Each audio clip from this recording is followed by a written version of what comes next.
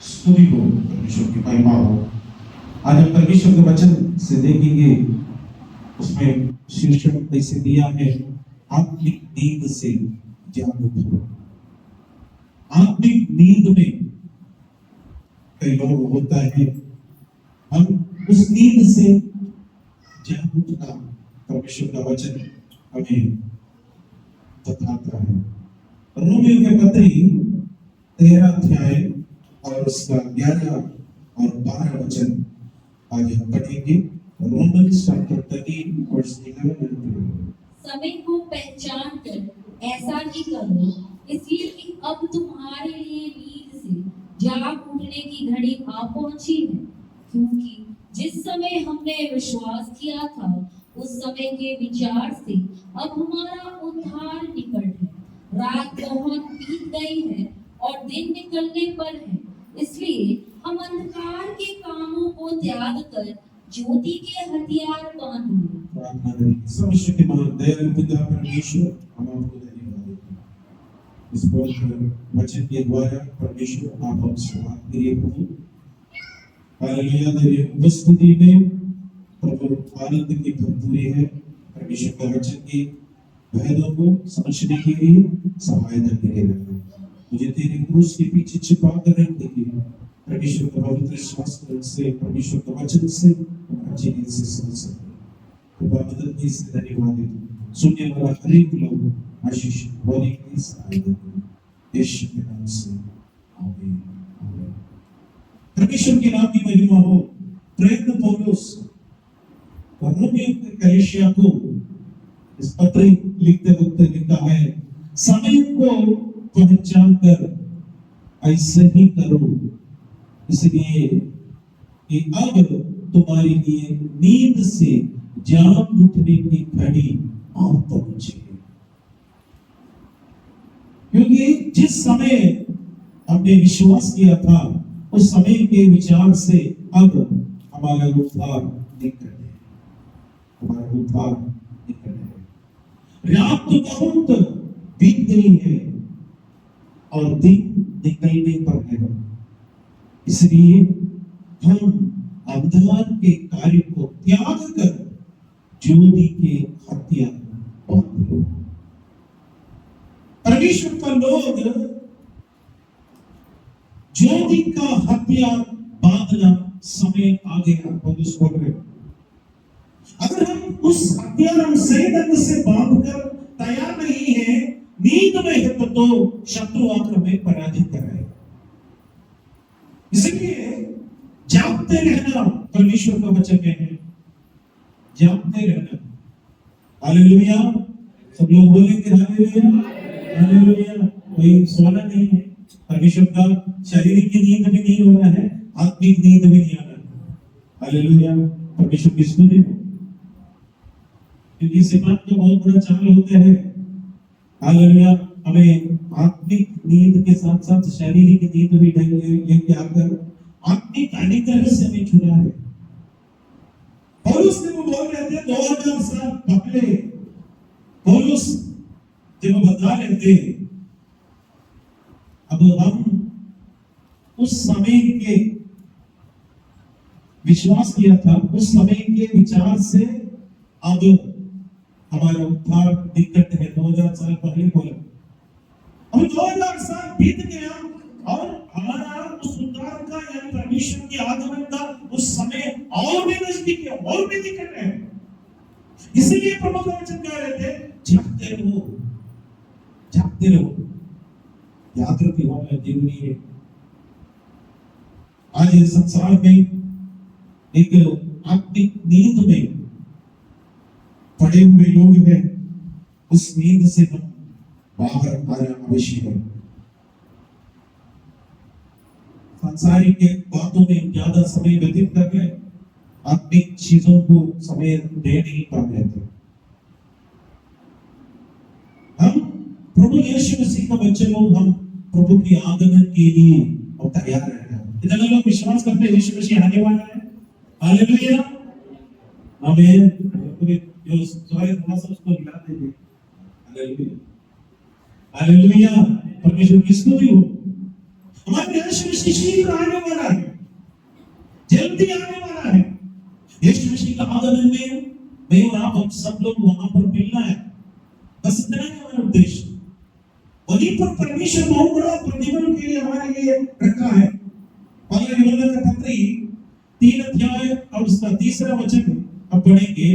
और जो कोई उस पर यह आशा रखता है वो अपने आप को वैसा ही पवित्र करता है जैसा वो पवित्र है। आमीन। प्रभु यीशु मसीह के आगमन के लिए हम आशा रखते हैं। मेरे यीशु मसीह शीघ्र आने वाला है, उस आशा है। इतना लोगों के पास वो आशा है, प्रभु यीशु आने वाला है, आएंगे हम लोग प्रभु के साथ मिलेंगे। जो कोई उस पर आशा रखता है वो अपने आप को वैसे ही पवित्र करता है जैसे वो परमेश्वर पवित्र है। यीशु पवित्र है, हम भी पवित्र रहना है।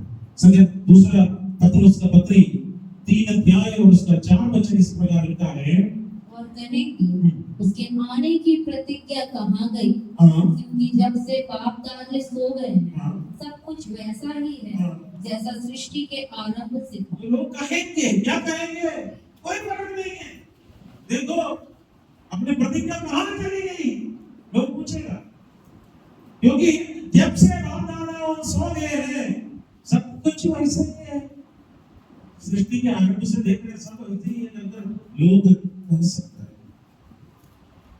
ये नॉर्मल क्वेश्चन है, लोग पूछेगा अरे तुम्हारे यीशु आएगा तो बोलकर अभी तक कितना साल हो गया आए नहीं है, उसका प्रतिज्ञा कहाँ चली गई?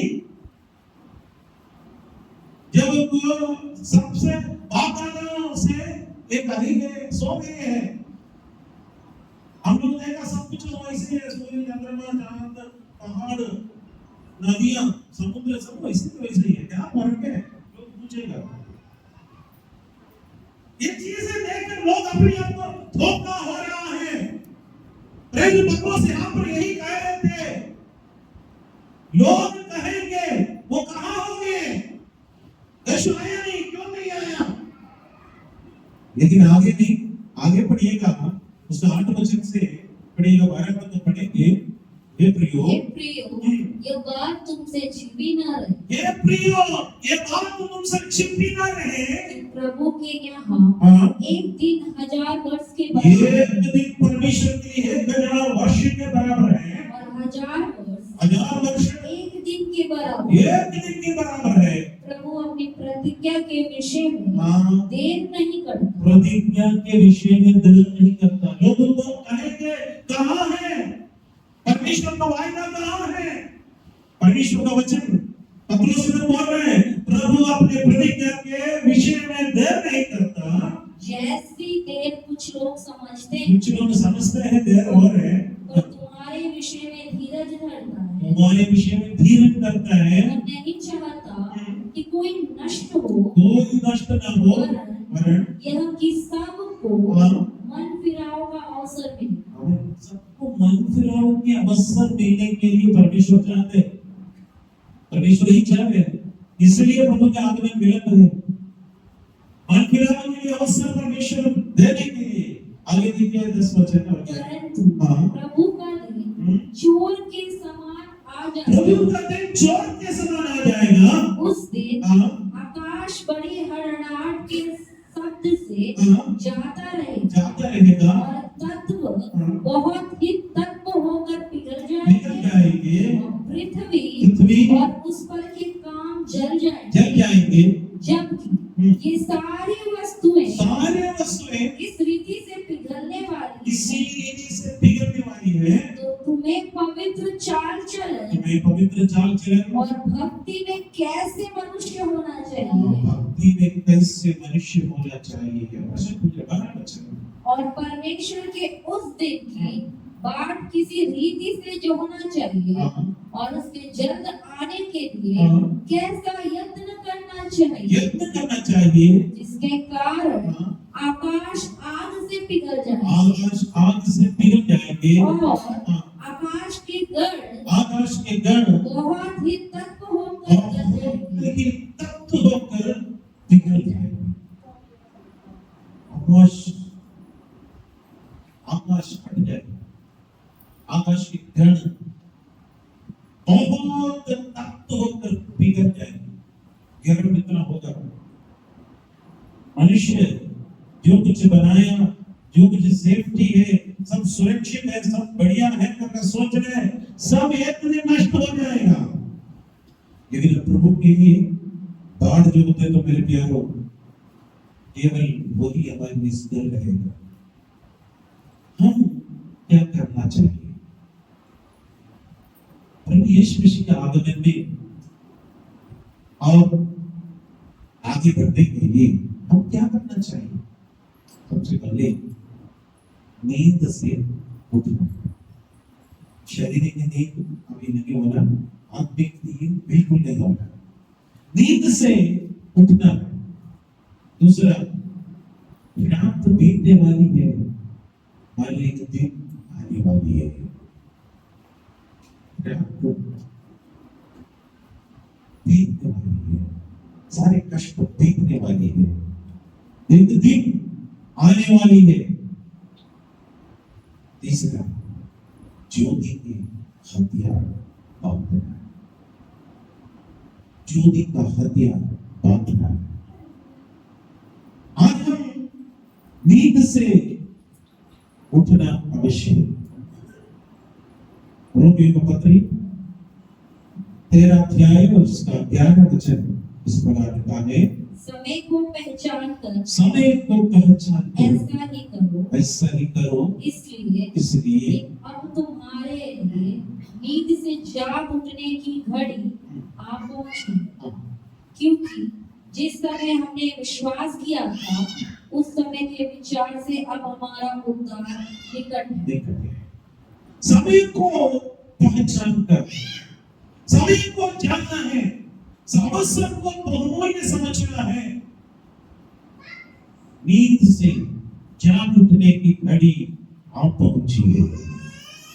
नींद से जाग उठने की घड़ी आ पहुंची है। आत्मिक नींद मतलब आज मनुष्य आत्मिक नींद में, स्पिरिचुअल डेली से स्लीप में,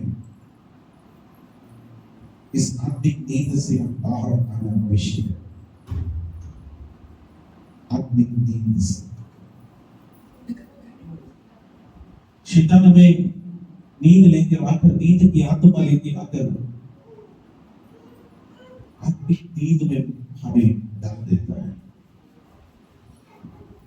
कई बार उस आत्मिक नींद में पड़े जाते हैं, उसमें से हम जाग उठना अवश्य है। इफिसियों का पत्री 5 अध्याय और उसका 14 वचन इस प्रकार लिखा है, इस कारण वो कहता है, हे सोने वाले जाग और मुर्दों में से जी उठ। तो मसीह की ज्योति तुझ पर चमके। हमारा इस आत्मिक नींद से जागने का आवश्यकता क्या है?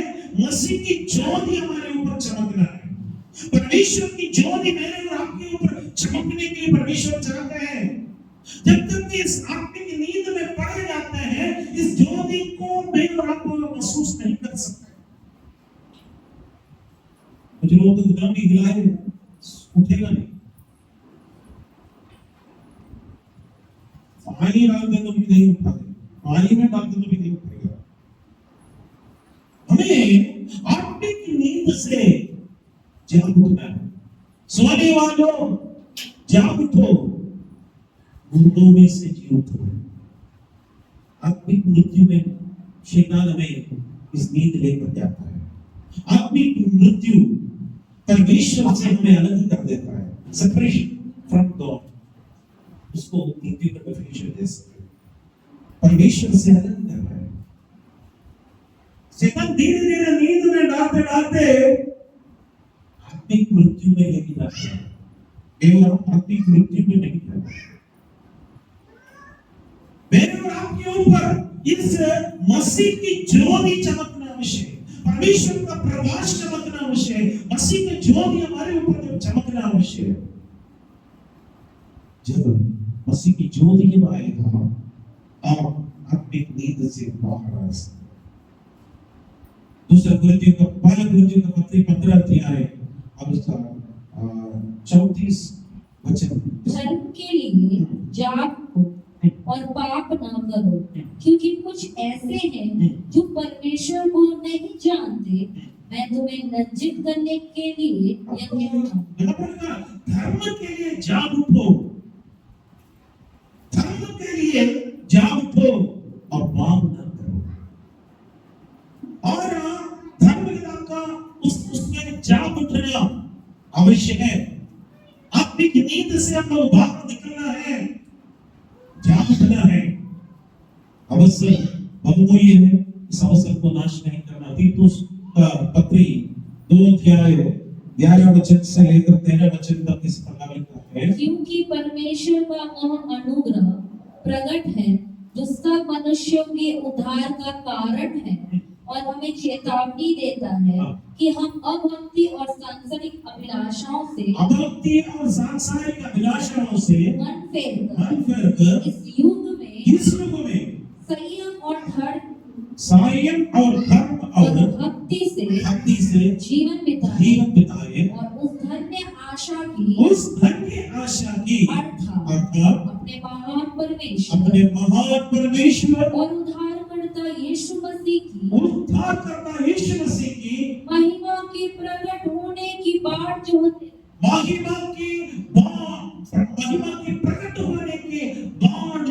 रहो। यीशु मसीह का प्रकट होने के लिए बाट जोहना। हम आत्मिक नींद में हैं तो यीशु का भाई का मन नहीं, यीशु मसीह ने उदाहरण बोलते हो तो बताया था ना, तब दूल्हा आ रहे थे 10 वाइन की कहानी वो बताया ना। 5 बुद्धिमान थे, 5 मूर्ख। वो मूर्ख होकर पैदा नहीं हुआ, लेकिन उनका कार्य से मूर्खता आ गया, क्योंकि मशाल लिया, मशाल में थोड़ा सा तेल लेकर उसको चिपका कर दे देता।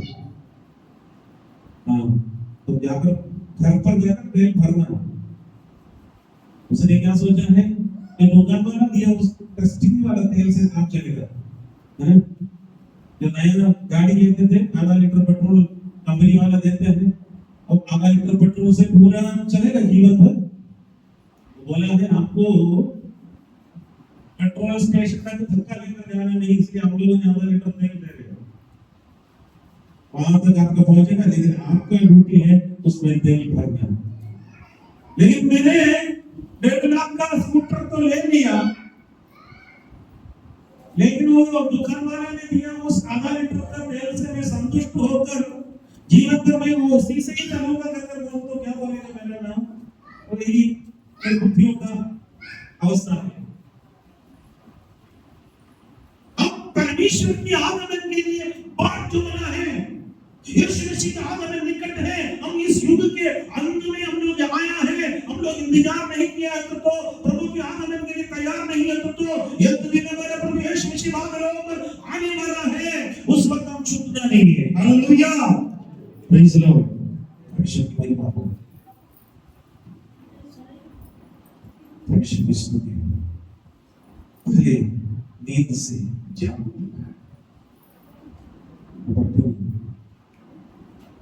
रात बीतने वाली है, दिन आने वाले।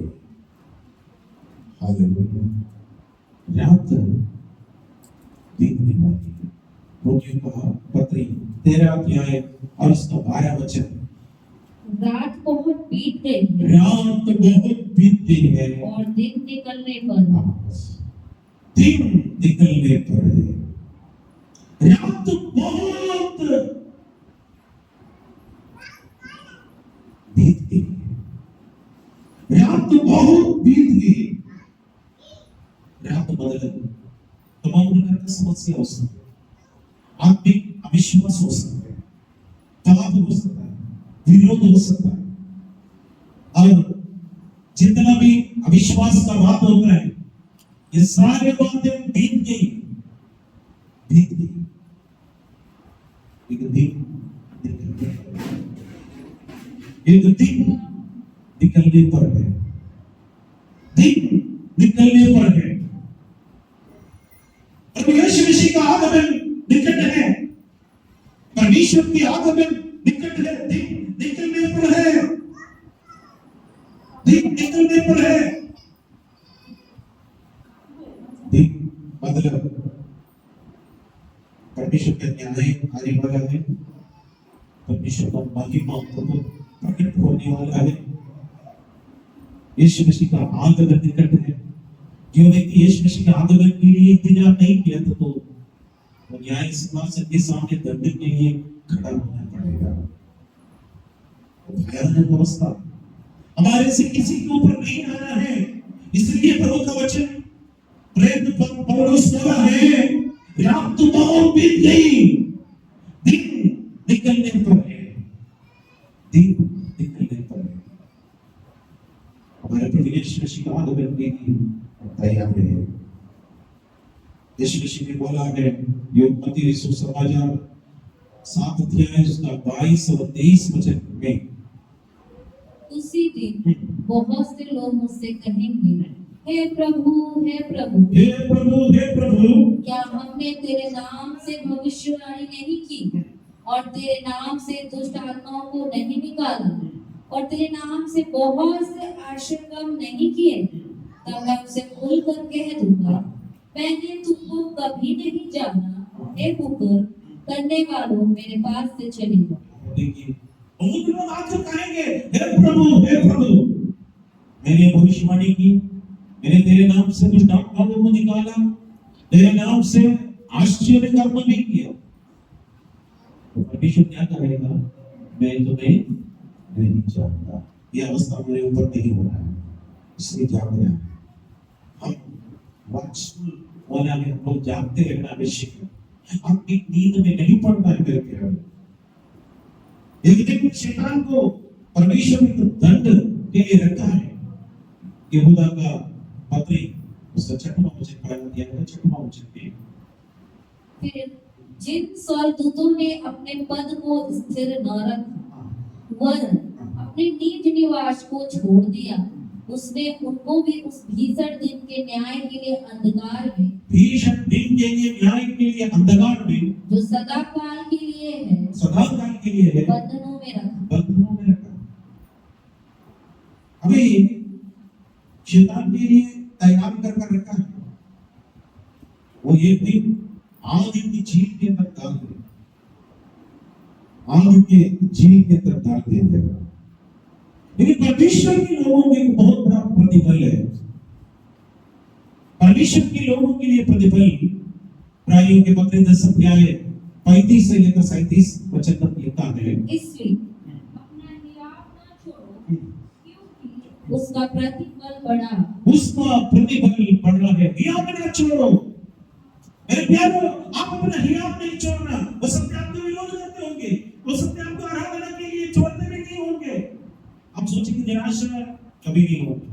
हिराव न छोड़ो क्योंकि आवश्यक है ताकि परमेश्वर की इच्छा को पूरी करके प्रतिज्ञा का फल पाओ। क्योंकि अब बहुत ही थोड़ा समय रह गया है, क्योंकि बहुत ही थोड़ा समय रह गया, जबकि आने वाला आएगा, जबकि आने वाला आएगा और देर नहीं नहीं करेगा। करेगा। हालेलुया। बहुत ही थोड़ी समय रह गया, बहुत ही कम समय रह गया, जो आने वाला आएगा देर नहीं करेगा। मेरे प्यारो, क्या आप तैयार हैं प्रभु के आगमन के लिए?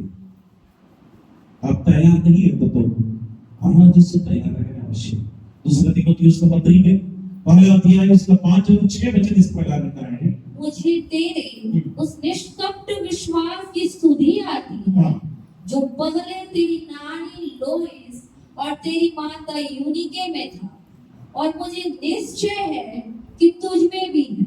इसी कारण मैं तुझे स्तुति दिलाता हूँ कि तू परमेश्वर के उस वरदान को जो मेरे हाथ रखने के द्वारा तुझे मिला है प्रज्वलित कर दे। यहाँ पर परमेश्वर की महिमा हो, निष्कपट विश्वास हमारे अंदर होता है।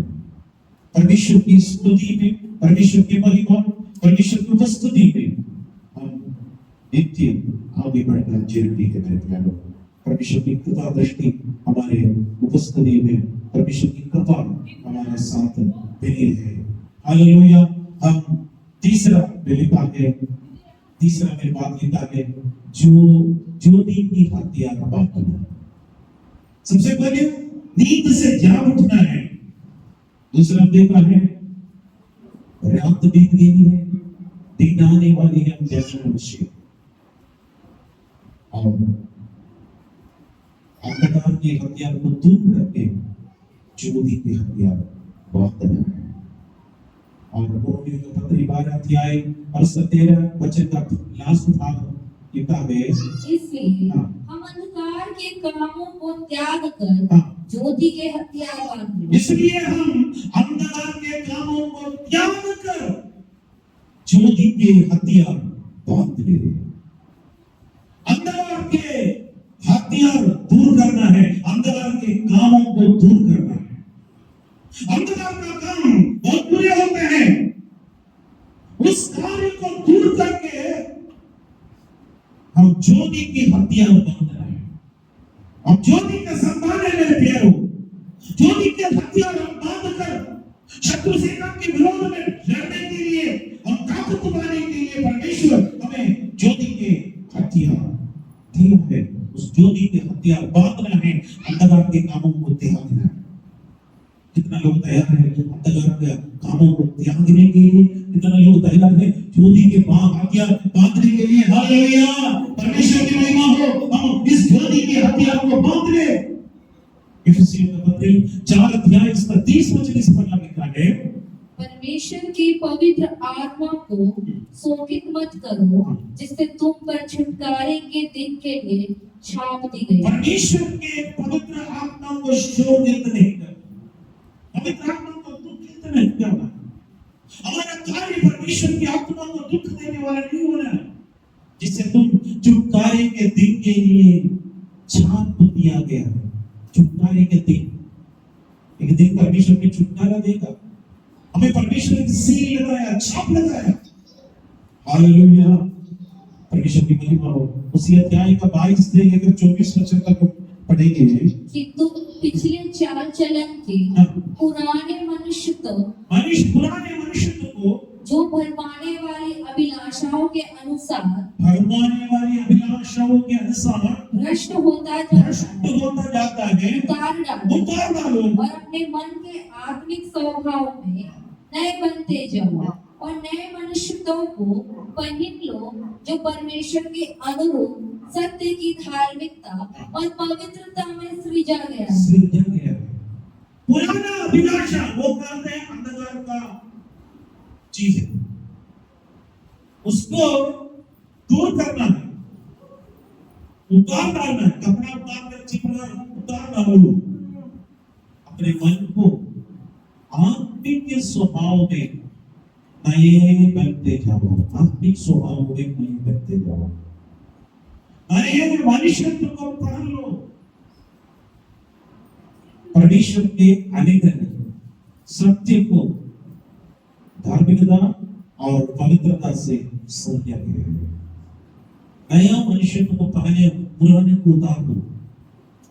पुराने बातें हमारे अंदर नहीं होना, पुराना स्वभाव हमारे अंदर नहीं होना, पुराना आदत नहीं होना, पुराना तंबाकू नहीं होना, पुराना बीड़ी नहीं होना, पुराना सिगरेट नहीं होना, पुराना हमारे कोई भी बातें हमारे अंदर नहीं होना। क्योंकि हम एक नया सृष्टि, हम परमेश्वर का बच्चे, नया बच्चा है, नया जन्म है, क्योंकि हमारे यीशु मसीह पवित्र है। हालेलुया। अब प्रभु में आगे बढ़े। इफिसियों का पत्री में पौलुस बोला है कुछ हथियार बांधने के लिए बोला। 6 अध्याय 11 वचन से लेकर पढ़ेंगे, परमेश्वर के सारे हथियार बांध लो कि तुम शैतान की युक्तियों के सामने खड़े रह सको, क्योंकि हमारा यह मल्लयुद्ध लहू और मांस से नहीं, परंतु प्रधानों से और अधिकारों से और इस संसार के अंधकार के हाकिमों से और दुष्टता की आत्मिक सेनाओं से है, जो आकाश में है। इसलिए परमेश्वर के सारे हथियार बांध लो कि तुम बुरे दिन में सामना कर सको और सब कुछ पूरा करके स्थिर रह सको। इसलिए सत्य से अपनी कमर कसकर और धार्मिकता की झिलम पहनकर और पांव में मेल के सुसमाचार की तैयारी के जूते पहनकर और इन सब के साथ विश्वास की ढाल लेकर स्थिर रहो, जिससे तुम उस दुष्ट के सब जलते हुए तीरों को बुझा सको और उद्धार का टोप और आत्मा की तलवार जो परमेश्वर का वचन है ले लो। ये सारे संपूर्ण अस्त्र शस्त्र हम धारण कर शैतान के विरोध में लड़ना है। इसलिए हम यहाँ पर पौलुस बोला है कि संपूर्ण अस्त्र शस्त्र हम लोग धारण करना जरूरी है। उसके बारे में पूरा एक्सप्लेन करने के लिए टाइम नहीं है, आप लोग घर पर जाकर पढ़िएगा। और ये संपूर्ण शस्त्र बांधना है, इसको कहते हैं ज्योति का हथियार। पहला यूहन्ना का पत्री पहला अध्याय इसका 5वां वचन इस प्रकार लिखा है, जो समाचार हमने उससे सुना और तुम्हें सुनाते हैं वो यह है कि परमेश्वर ज्योति है, परमेश्वर ज्योति है और उसमें कुछ भी अंधकार नहीं। यहाँ पर यूहन्ना बोल रहे हैं जो समाचार हमने उससे सुना, यानी यीशु से सुना और तुम्हें सुनाता है, वो ये है कि परमेश्वर ज्योति है और उसमें कुछ भी अंधकार नहीं है। यीशु मसीह से यूहन्ना सुना, क्योंकि यीशु मसीह के साथ रोज दोस्ती सीने पर झुकते रहते थे। और वो बात मैं तुम्हें सुनाता हूं, वो बात अभी हम लोग सुन रहे हैं। वो क्या है? परमेश्वर ज्योति है और उसमें कोई कुछ भी अंधकार नहीं है। हालेलुया। परमेश्वर ज्योति है, उसमें कुछ भी अंधकार नहीं है। यूहन्ना सुसमाचार 1:9 में क्या लिखा है? सच्ची ज्योति जो हर एक मनुष्य को प्रकाशित करती है, जगत में आने वाली थी। सच्ची ज्योति जो हर एक मनुष्य को प्रकाशित करती है, जगत में आने वाली वो ज्योति यीशु है। सच्ची ज्योति आपके अंदर है, आपके अंदर आ जाए, आप हालेलुया इस ज्योति का सम्मान करते आते हैं। पहला यूहन्ना का पत्र पहला अध्याय इसका 6 और 7 वचन इस प्रकार लिखा है, यदि हम कहें कि उसके साथ हमारी सहभागिता है और फिर अंधकार में चले तो हम झूठे हैं और सत्य पर नहीं चलते। और यदि जैसा वो ज्योति में है वैसे ही हम भी ज्योति में चले तो एक दूसरे से सहभागिता रखते हैं और उसके पुत्र यीशु का लहू हमें सब पापों से शुद्ध करता है। उसका पुत्र यीशु मसीह का लहू हमें सब पापों से शुद्ध करता है। अब ज्योति पर चलिए, ज्योति पर चलने का अवसर परमेश्वर दे दिया है। ज्योति के हथियार बांधने का अवसर आ गया, क्योंकि यीशु मसीह का आगमन निकट है। अंधकार के निष्फल कामों में हम सहभागी नहीं होना है, हम प्रभु के अनुग्रह में बढ़ना है, विश्वास में बढ़ना है। हालेलुया। इफिसियों का पत्र 5 अध्याय और इसका 8वां वचन इस प्रकार लिखा है, तुम तो पहले अंधकार थे, क्योंकि तुम पहले अंधकार थे परंतु अब प्रभु में ज्योति हो। अतः ज्योति की संतान के समान चलो। ज्योति के संतान के समान चलो। पहले हम अंधकार थे, हमारे अंदर पूरा अंधकार में हम जीवन थे, परंतु अब प्रभु यीशु में ज्योति, आप ज्योति का संतान हो गया। अतः ज्योति का संतान के समान चलो। इफिसियों का पत्र 5 अध्याय पूरा कलीसिया को एक दुल्हन के रूप में पेश किया। दुल्हा यीशु आने वाला है, दुल्हन कलीसिया तैयार करना है।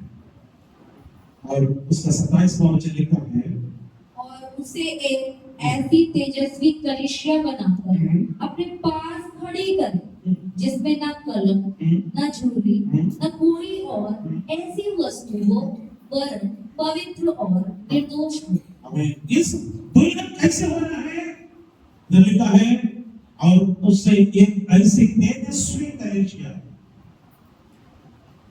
बनाकर अपने पास खड़े कर दिया, जिसे ना कलंक है, ना चोरी, ना कोई और ऐसी वस्तु हो, वह पवित्र और निर्दोष हो। विदाउट रिंगलेस हार्ट, जिसमें कलंक ना हो, जिसे शुद्धि ना हो, पवित्र कलीसिया बनकर परमेश्वर को उपस्थिति में हम लोग पेश होना है। परमेश्वर चाहते हैं, इसलिए दूसरा पत्रुस 3 अध्याय और उसका 14 वचन इस प्रकार लिखा है, इसलिए हे प्रियो, जबकि तुम इन बातों की आस देखते हो तो यत्न करो कि तुम शांति से उसके सामने निष्कलंक और निर्दोष ठहरो। निष्कलंक और निर्दोष ठहरो। हमारे प्रभु यीशु मसीह का आगमन निकट है। यीशु मसीह का आगमन निकट है। ये हमारे आंखें बंद करेंगे, अब परमेश्वर की ओर देखेंगे, समय को पहचान कर ऐसे करो। जब तक हम समय को नहीं पहचानेंगे, हम नींद में, आत्मिक नींद में पड़े रहेंगे। शत्रु आकर बीज, अपना बीज बोएगा, उस बीज बोते तो जंगली बीज होगा, शैतान बोएगा, और आप जानते रहना है, इसके अंदर जंगली बीज का एक भी बीज नहीं गिरता। हमारे मन के अंदर शैतान का कोई भी बीज नहीं गिरता है। अच्छी भूमि पर गिरा हुआ बीज के समान 100 गुना फल मिलने के लिए अच्छी भूमि, अच्छी बीज, परमेश्वर का वचन का बीज हमारे हृदय के अंदर आना। इसलिए हमें आत्मिक नींद से जाग उठना अवश्य है। आत्मिक नींद से जाग उठना। हालेलुया। दूसरा देखना है, रात तो बहुत बीत गई है, निकलने पर है। हमारे यीशु मसीह का आगमन निकट है, दिन निकलने पर है। अंधकार के कार्य पर हम सहभागी नहीं होना, अंधकार के निष्फल कामों में हम सहभागी नहीं होना है। हमारे दिन निकलने पर है। धार्मिकता का सूर्य उदय होने का समय निकट में लग गया है। तैयार रहिए। तीसरा हम देखें, इसलिए हम अंधकार में काम को त्याग कर ज्योति के हथियार बांध लो। ज्योति के हथियार बांध लो। ज्योति के हथियार बांध लो। आज हम इस ज्योति में चले, ज्योति का संतान ज्योति में चले। यीशु मसीह के आगमन के लिए कितना लगता है। यीशु ने अपनी सेवा आ जाते तो वे आपके बीच में, आपके लिए, आपको से मिलने के लिए मैं तैयार हूं कर को बोल सकता हूं। आज प्रभु से आए करो, आपके लहू से मुझे खोले। उसका पुत्र यीशु मसीह का लहू हमें सब पापों से शुद्ध कर देता है। उसका पुत्र यीशु मसीह का लहू हमें सब पापों से शुद्ध कर देता है। सारे अधर्मों से शुद्ध करने वाला यीशु मसीह का लहू हो गया। यीशु मसीह का लहू हो गया। सर्वशक्ति की मान दया पिता परमेश्वर, हम आपको धन्यवाद देते हैं प्यारे पिता। मेरे बच्चों को परमेश्वर आपके हाथ में समर्पित कर देते हैं।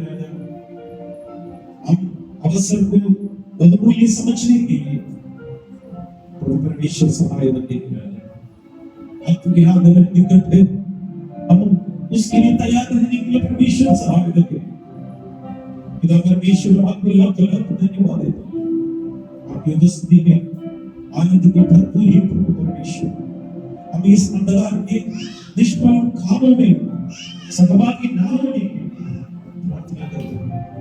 आप बनाए हुए आपके हाथ में समर्पित करते हैं। मेरे बच्चों को प्रभु जी बहुत आग से आशीष दीजिए, अनुग्रह से भर दीजिए, अभिषेक से भर दीजिए, अनुग्रह से भर दीजिए परमेश्वर। मेरे अनुग्रह कृपा मेरे बच्चों पर निरंतर होते रहने की प्रार्थना करता हूं। अद्भुतता परमेश्वर जीवित प्रभु है, इसलिए धन्यवाद। हालेलुया। प्रार्थना करते जो लोग बीमारी से पीड़ित हैं उनके लिए प्रार्थना करते हैं। कलवरी क्रूस पर लहू बहाए उस लहू के लिए परमेश्वर धन्यवाद देते। और नचदाई यीशु के नाम से मानते तेरे बच्चों को प्रभु यीशु मसीह संभालिए। इससे इनका रक्षक ना तो सोएगा ना तो उठेगा। परमेश्वर की कृपा दृष्टि तेरे बच्चों के ऊपर रखे। तेरे तुम्हारे से आशीष दीजिए। तेरी कृपा तेरी अनुग्रह तेरे बच्चों के ऊपर निरंतर होते हुए नित्य प्रार्थना करता हूं। हालेलुया। आप चंगाई दिए इसलिए धन्यवाद। हमें से कोई भी अपनी नींद में नहीं हो रहा है, अपनी नींद से जाग उठकर तैयार होकर ज्योति की हथियार बांधकर यीशु मसीह के आगमन के लिए तैयार रहने की सलाह कृपा मदद की इसलिए धन्यवाद। यीशु के नाम से मांगते हैं, सुनो। आमीन।